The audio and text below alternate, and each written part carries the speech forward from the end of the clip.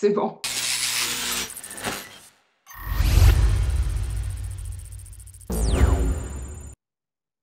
Salut à tous, vous êtes sur Unlocked, l'émission qui décrypte les entreprises. Aujourd'hui, on accueille Ferrero, groupe mondial agroalimentaire spécialisé dans la confiserie et la chocolaterie.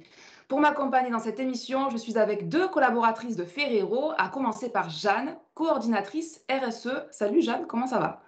Bonjour, ça va très bien, ravie d'être là. Et on est également avec Eve, chargée de mission Supply RSE. Salut Eve, comment tu vas? Bonjour à tous, très bien, j'espère que vous aussi. Eh bien, merci beaucoup à toutes les deux d'être avec nous hein, dans ce nouveau numéro de Unlocked et bienvenue également à ceux qui nous regardent aujourd'hui. N'hésitez pas à vous abonner à la chaîne YouTube de Job Teaser ou encore à nous suivre sur Instagram jobteaser_fr pour découvrir encore plus de contenu et être informé des événements à venir. Alors, si nous sommes avec Jeanne et Eve aujourd'hui, c'est parce que Ferrero est à la conquête de ces nouveaux alternants, mais pas que. Les enjeux autour de la RSE font plus que jamais partie des préoccupations du groupe aujourd'hui. On en parle dans quelques instants, mais avant, présentation de Ferrero en mode express, c'est le pitch Milat.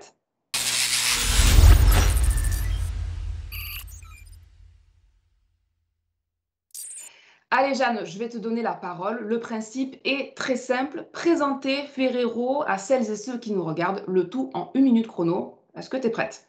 C'est parti. On y va. Bon alors du coup, Ferrero, tout le monde connaît ses marques, les gens connaissent moins l'entreprise.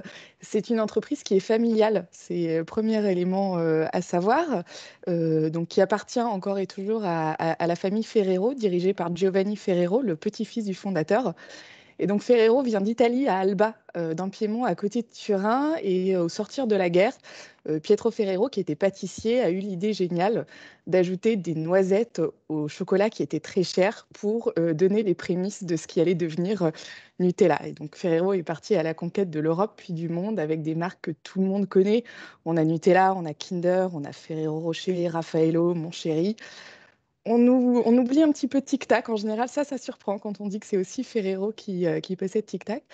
Et Ferrero en France, c'est une histoire qui a déjà plus de 60 ans. On est implanté en Normandie depuis le début. On est très fiers d'être normand, avec une usine qui produit Nutella et Kinder Bueno. C'est la plus grosse usine de Nutella au monde. Et l'air de rien, on est 1400 ferrériens en France, à travailler 900 en Normandie et beaucoup de commerciaux sur le terrain dans toute la France. Ah bon, eh ben, ça fait saliver cette présentation déjà. Merci beaucoup, Jeanne.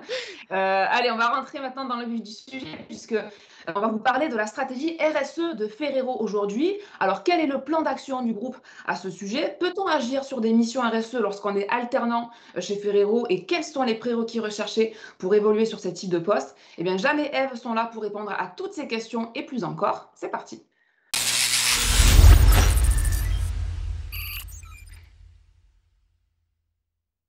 Alors, selon des études récentes, 80% des jeunes constatent que les entreprises sont plus engagées en matière de RSE par rapport à il y a 10 ans, mais une très grande majorité d'entre eux eh bien, voient aussi dans cet engagement une forme d'opportunisme plutôt qu'une réelle volonté et conviction d'améliorer les choses. Du coup, Jeanne, qu'en est-il chez Ferrero et avez-vous un plan d'action RSE concret? Les actions, on en a beaucoup. Je vais déjà en fait recommencer par c'est quoi la RSE? Parce que derrière responsabilité sociale des entreprises, et on peut y mettre à peu près tout et n'importe quoi. C'est une question que je pose à tout le monde, j'ai jamais la même définition. La RSE en entreprise, c'est l'application des principes du développement durable. Et le développement durable, c'est un développement qui est économiquement efficace, qui est socialement équitable et qui est écologiquement soutenable. Donc en fait, on se retrouve toujours à la croisée des chemins entre pilier économique, pilier social et pilier environnemental. Faire de la RSE, c'est dans toutes ses actions intégrer ces 3 piliers. Donc l'entreprise aujourd'hui, j'ai envie de dire, elle n'a pas le choix. Le développement, il doit être durable. Donc il doit intégrer un pilier environnemental, un pilier social à son pilier économique. C'est vraiment la volonté qu'on a chez Ferrero, c'est de passer d'un système RSE des années 2000, de dire bon bah je fais mon business et puis à côté j'ai 2 3 actions de philanthropie, à vraiment dans tous mes métiers, à chaque fois que je lance un projet, je suis en train de me dire c'est quoi le pilier économique, c'est quoi le pilier social, c'est quoi le pilier environnemental. Donc, ça va être un projet marketing de dire, ben, voilà, je m'appelle Nutella, j'ai besoin de faire connaître ma marque, tant est qu'il y a encore des gens qui ne la connaissent pas.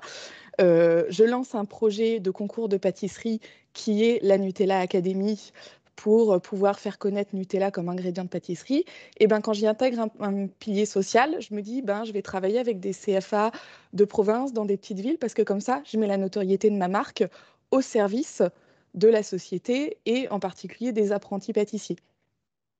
Quand je fais des ressources humaines, j'intègre tout un volet diversité, inclusion, avec des vraies réflexions là-dessus, au fait que je veux recruter, mais avec des actions dans les quartiers prioritaires et tout ça.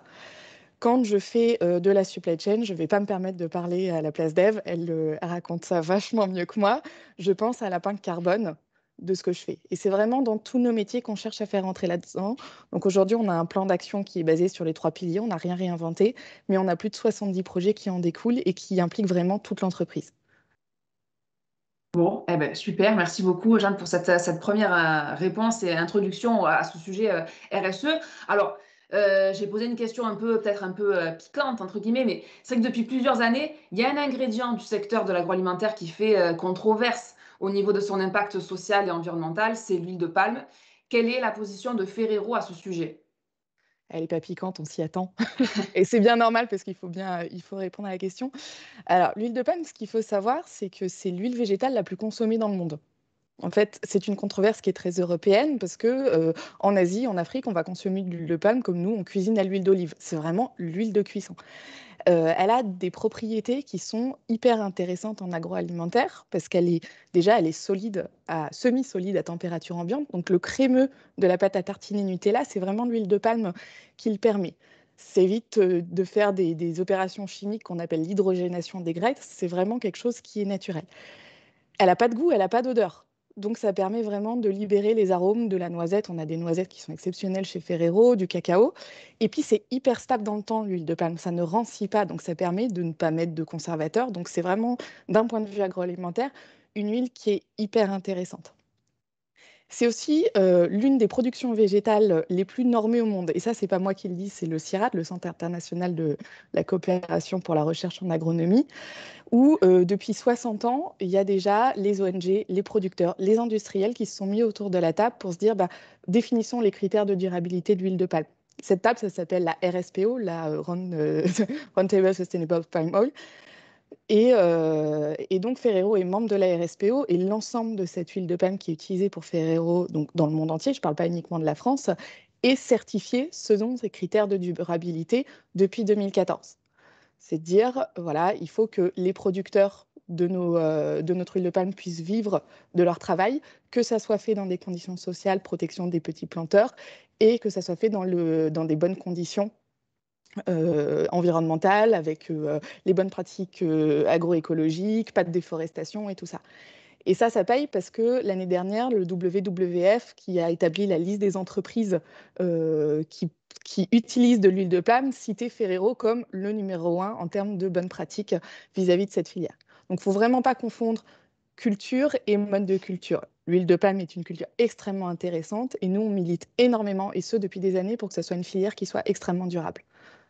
Bon, Ferrero, bon élève sur l'huile de palme, alors si j'ai bien compris.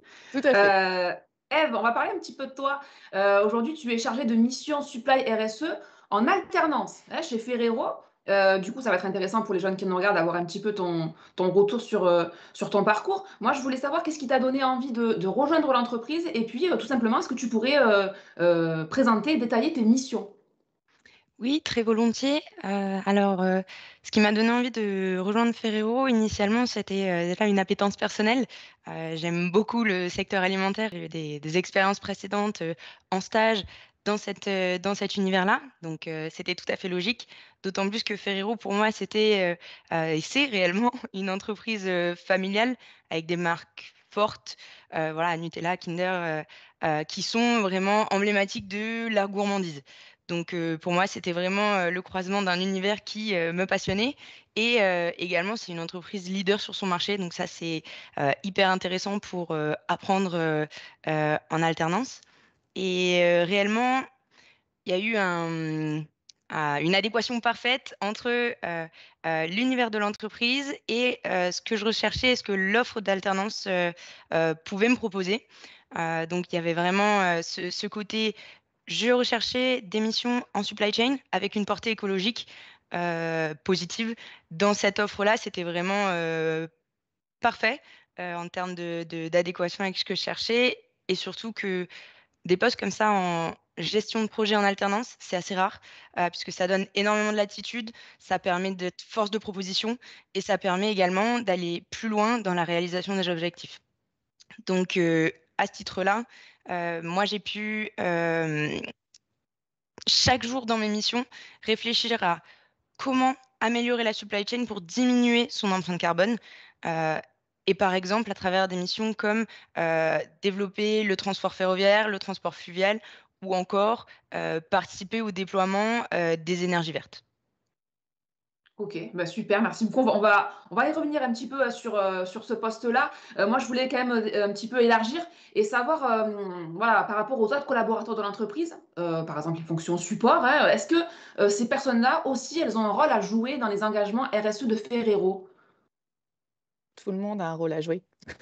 Quand je disais que vraiment on cherche à faire en sorte que 100 des projets intègrent des paramètres sociaux et environnementaux, c'est pas une figure de style.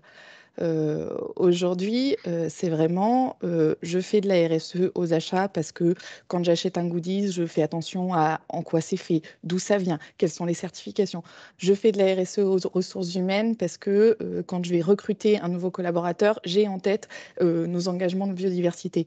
Je fais de la RSE au marketing parce que quand je déploie ma nouvelle pub, je vais me dire, bah, d'une part, quelle est la représentation de la société que je fais et d'autre part, on est des confiseurs, on fait des produits de gourmandise et on en est très très fiers, mais on a du coup une énorme responsabilité vis-à-vis du consommateur par rapport à ça.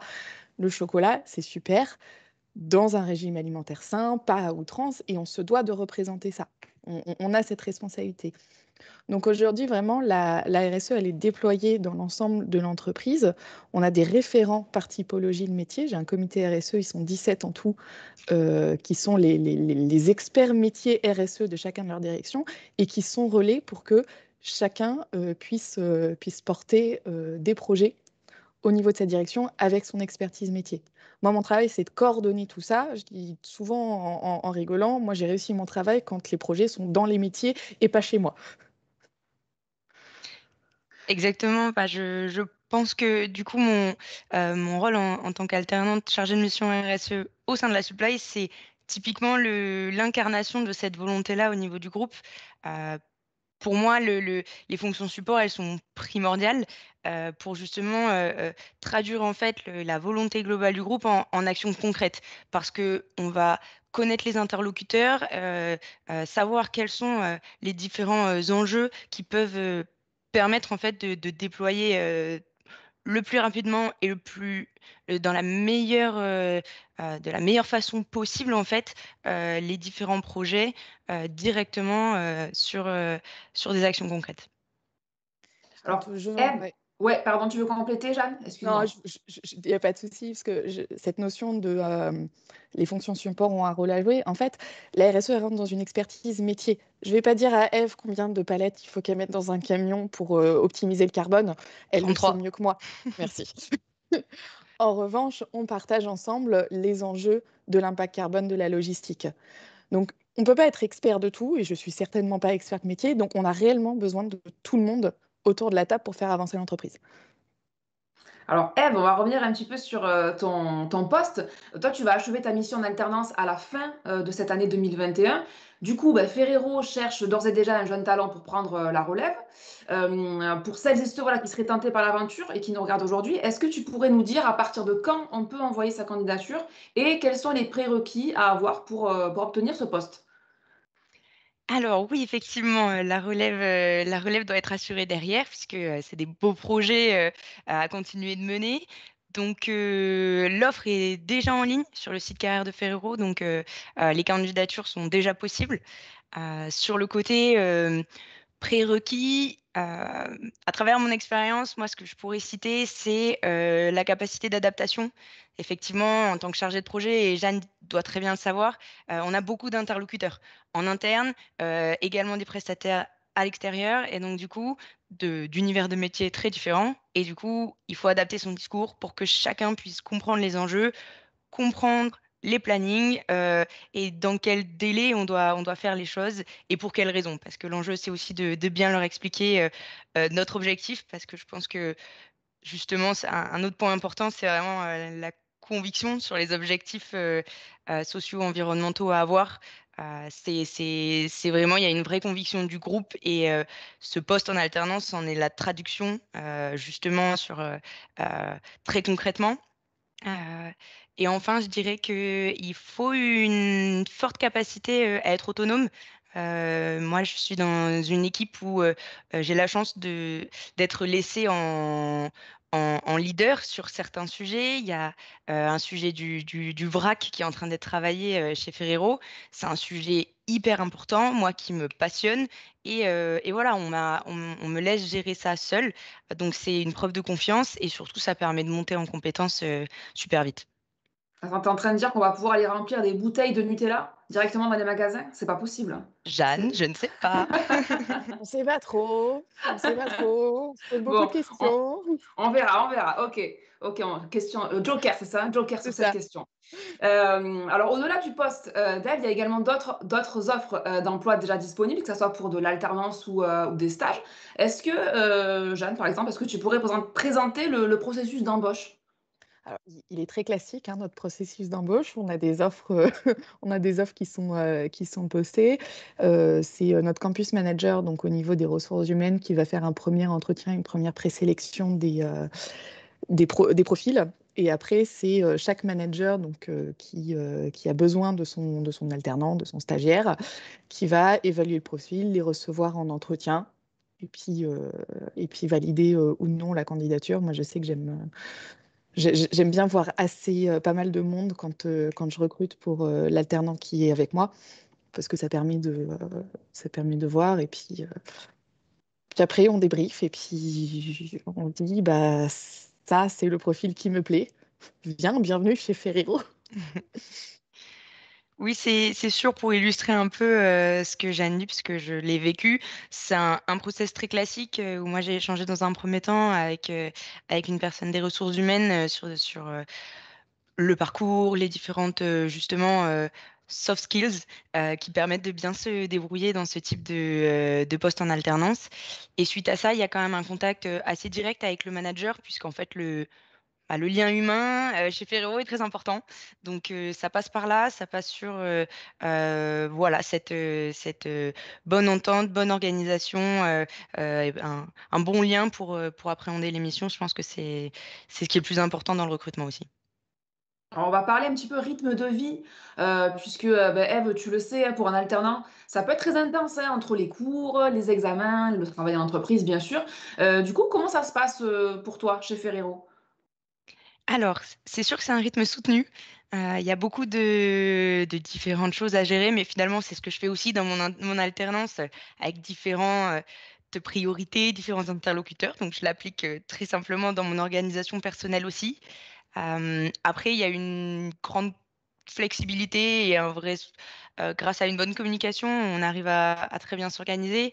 Moi-même, mon rythme a été légèrement bouleversé puisque, dans mon école, j'ai, intégré un parcours de recherche un peu spécifique qui a modifié une partie de mon agenda et en discutant avec mon manager et voilà, en faisant preuve d'une capacité d'organisation, hem, assez pertinente, bah, du coup, moi, on a vraiment réussi à bien s'adapter pour mener les missions qui sont en plus en mode projet. Donc c'est assez flexible au sein de Ferrero sur ce point-là. Bon, eh bien, Jeanne, pardon, tu voulais compléter, j'ai Ouais, l'impression. Ouais, je vas-y. complète un tout petit peu parce que, enfin, Ève n'est pas mon alternante, mais j'en ai aussi. Moi, je dis, c'est, on a conscience de la responsabilité qu'on a en tant qu'employeur vis-à-vis de l'alternance. On a des profils qui sont encore en études et avec un vrai enjeu d'apprentissage. Tout ça, ça s'anticipe. Le calendrier, on l'a à l'avance et d'être capable de dire, ben, ne pars pas à l'école sans que je sois au courant de où est-ce que tu en es de tes dossiers, sinon je vais être bien embêtée pendant une semaine. Mais néanmoins, pars à l'école parce que c'est comme ça. Et vraiment anticiper, caler les points. Et c'est une relation qui se construit entre le manager et l'alternant toute l'année. Très bien. Eh ben, merci beaucoup, Jeanne et Ève, d'avoir répondu à toutes ces questions. J'en profite pour préciser aux jeunes qui nous regardent et qui auraient envie de tenter leur chance chez Ferrero, eh bien, des offres de stage et d'alternance sont déjà disponibles sur le site Carrière, on vous l'a dit. C'est www.ferrerocareers.com. Désolée pour mon accent, c'est pas encore trop ça. Voilà, ou sinon vous allez sur la page Ferrero de Job Teaser. Et justement, on vous propose de rester avec nous car Jeanne et Ève vont maintenant donner un maximum de conseils et d'infos pratiques pour bien postuler chez Ferrero. C'est l'heure des tips to be on top.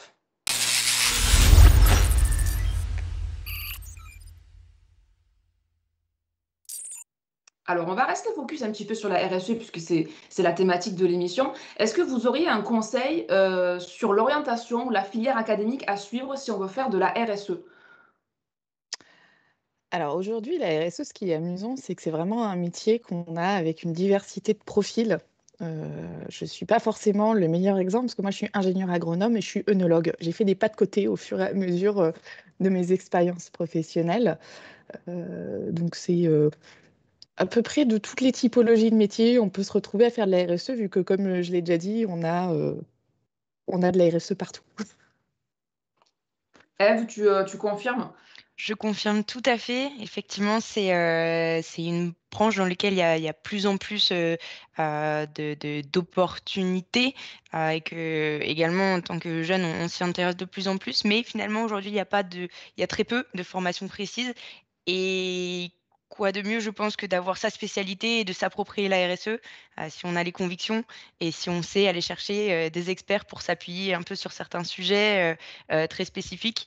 Moi, j'ai une formation en supply chain et aujourd'hui, c'est ça qui me permet de bien déployer les projets sur les transports, les carburants alternatifs au sein de la supply chain Ferrero. Voilà, donc pas la peine voilà, de faire vraiment une filière académique spécialisée RSE pour en faire finalement, c'est ce que vous dites. Il faut beaucoup, beaucoup de curiosité intellectuelle Mm. et ce tout au long de sa vie. Bon, eh ben, Tout à fait d'accord. c'est une bonne réponse. Est-ce qu'il y a un soft skill, vous direz le soft skill qui peut faire la différence quand on va faire de la RSE? Bon, je m'ai un peu coupé l'herbe sous le pied là, Jeanne, ça parlé de curiosité. Je suis désolée, mais il y en a beaucoup d'autres. Ouais, Il y a allez. la curiosité intellectuelle parce que, en fait, alors, sur des postes comme les miens qui sont en coordination générale de politique RSE, je ne suis pas une experte, je m'appuie sur mes experts, mais par contre, il faut que je sois capable de parler avec eux. Donc, je dois aussi bien être capable de parler de plastique que d'enjeux d'index égalité homme-femme, que de carbone, que de projet marketing. Donc, ça nécessite vraiment d'en apprendre tous les jours et d'aller chercher l'expertise. Ça nécessite un énorme sens du relationnel parce qu'on travaille avec des interlocuteurs qui sont déjà extrêmement nombreux au sein de l'entreprise, mais on est sans arrêt aussi à l'extérieur parce que il faut toujours avoir toutes les antennes ouvertes en se disant qu'est-ce qui se passe, qu'est-ce qui va arriver. C'est un travail qui cherche à anticiper l'avenir de l'entreprise. Donc, il faut toujours qu'on ait un coup d'avance. Et il faut aussi faire ça avec énormément de conviction, mais pas de militantisme.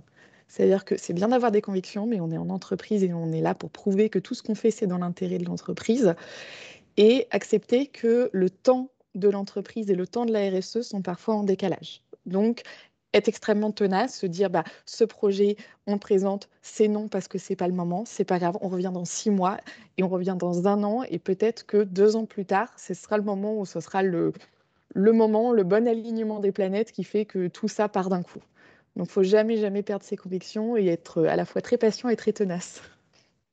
Tu veux compléter, Eve? Je confirme tout à fait les propos de Jeanne, c'est exactement ça. Si je peux rajouter des éléments, il va y avoir de mon côté, j'ai ressenti un besoin en flexibilité, voilà, toujours pour s'adapter, hein, ça rebondit Jeanne sur ce que tu disais, sur ce côté beaucoup d'interlocuteurs, etc. Et j'ajouterais quand même la proactivité, c'est aussi dans le côté on réfléchit sur le futur de l'entreprise et il faut pas qu'il nous passe sous le nez. Donc, il faut aller chercher les infos, il faut aller chercher ce qui se fait ailleurs, ce qui se fera demain. Et avec ça, on arrive, je pense, à avoir un profil qui va chercher les infos là où elles sont. Eh ben, top. Et j'ai une dernière question pour vous. Est-ce que vous auriez une astuce qui peut faire la différence lors de l'entretien?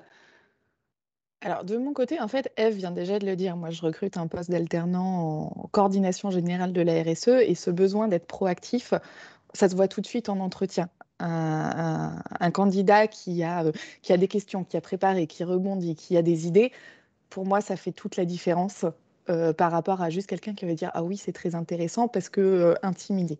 Donc, être capable de prouver cette proactivité dès l'entretien, c'est la carte gagnante de mon côté. Eve? Après, moi, de l'autre côté, c'est un peu moins simple, de dire, quel aura été, l'atout qui aura permis de passer cette étape entretien manager. Heu, pour moi, c'est vraiment, avoir conscience de cette importance du relationnel et de le montrer dès la première étape avec, le relationnel manager qui est voilà le 1er passage obligé et qui est la clé, en fait, je pense, de la réussite, d'une bonne alternance. Bon, eh ben, merci beaucoup à toutes les 2 pour tous ces conseils, qui j'espère aideront les jeunes qui nous regardent aujourd'hui. Et ça y est, on arrive dans la dernière ligne droite de cette émission puisqu'il va nous rester quelques instants ensemble pour donner votre mot de la fin. C'est l'heure du last but not least.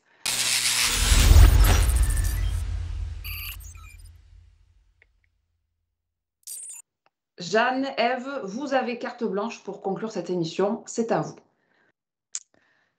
Alors moi, j'ai envie de dire postuler chez nous parce que c'est une belle entreprise et on a quand même de très beaux projets, donc on espère vous voir bientôt.